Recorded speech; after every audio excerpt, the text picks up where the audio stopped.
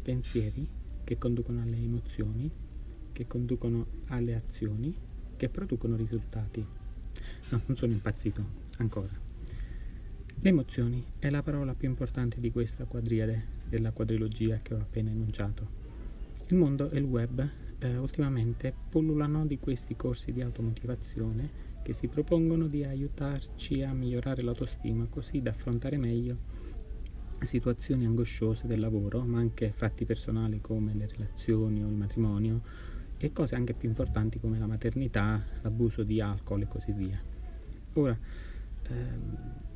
perché si sente l'esigenza di tutti questi corsi? Probabilmente noi siamo circondati da troppa negatività in questi anni, per la cronaca, per la gente che ci circonda, ma anche per le pressioni che riceviamo di essere sempre migliori, sempre più belli, case più belle e così via, insomma, di questo senso di paragonarsi gli uni agli altri. Alcuni di questi corsi sono davvero una cagata pazzesca. Perché dico questo? Insomma, ci sono dei sedicenti predicatori che ci urlano addosso frasi del tipo tu vali, tu hai il potenziale, non sottovalutarti, non farti sminuire dagli altri. Vabbè, queste sono cose che ormai di questi tempi sappiamo già. La risposta è dentro di te. Ditici qualcosa che non sappiamo. Ora,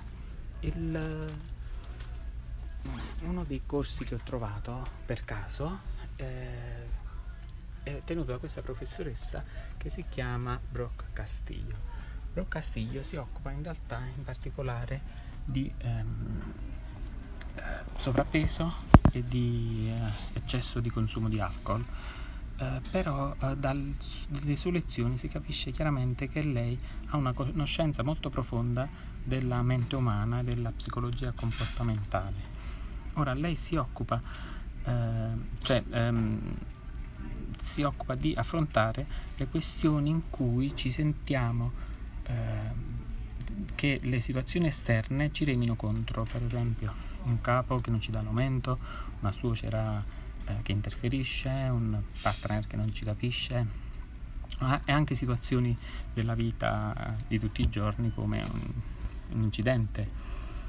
Allora, Brooke Castillo ha formulato questo modello che lei chiama appunto il modello, che richiede anche molta pratica, ma è basato su dei mattoncini molto semplici di cui vi voglio parlare.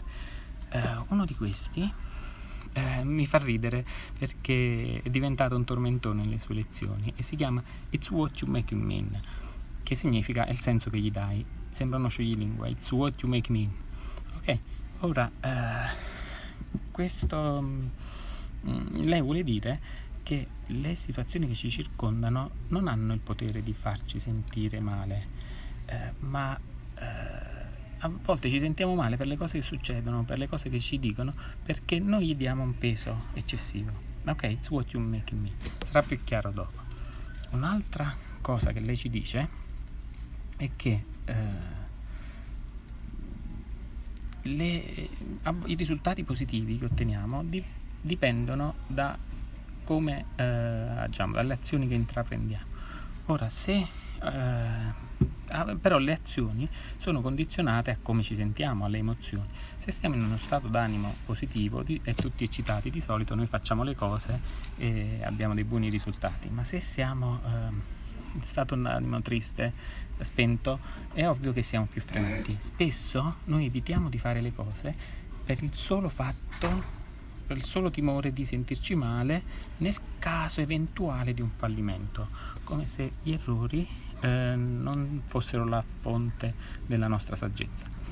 Ma questo è abbastanza ovvio fin qua, perché noi sappiamo che chi non fa non ottiene risultati, la fortuna aiuta gli audaci, ognuno è fabbro della propria fortuna, no?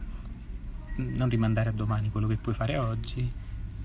Ma quello che ci dice è che in realtà le emozioni, al contrario di quello che comunemente nell'opinione comune, non sono derivate dalle cause esterne, ma sono derivate dai pensieri. Ora, la mente umana produce spontaneamente migliaia di pensieri al giorno, solo che i pensieri sono sotto il nostro controllo cognitivo, quindi anche se dei pensieri spontanei noi possiamo attivamente decidere a quali dare maggior peso, a quali meno, e anche di crearne nuovi. E quindi lei ci insegna a creare dei pensieri che ci fanno avere delle emozioni positive, così da avere azioni, così da ottenere i nostri risultati positivi. Ma la cosa più importante che ci dice Brock è: preparatevi alla cattiva notizia, che noi non possiamo cambiare le cose, ok? E in particolare le persone. Quindi preparatevi: un capo incompetente resta un capo incompetente, una suocera fastidiosa continuerà a dare fastidio, il marito o la moglie non cambieranno, e se cambieranno non nel modo in cui ci aspettiamo, e una macchina incidentata resta una macchina incidentata.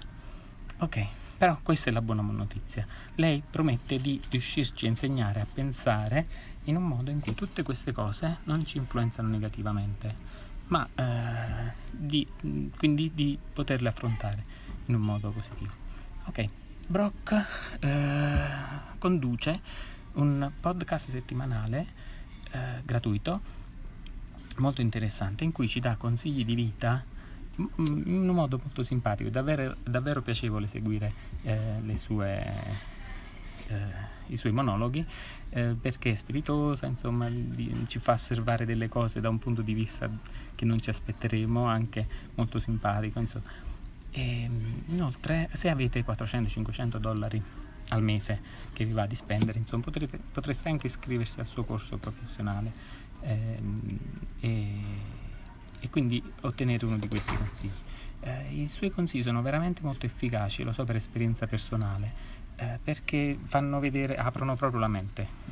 Ok, purtroppo sono in inglese, anche, come ho detto, il podcast, la trasmissione radio è molto piacevole, però in inglese, anche se sono trascritte sul suo sito web thelifecoachschool.com.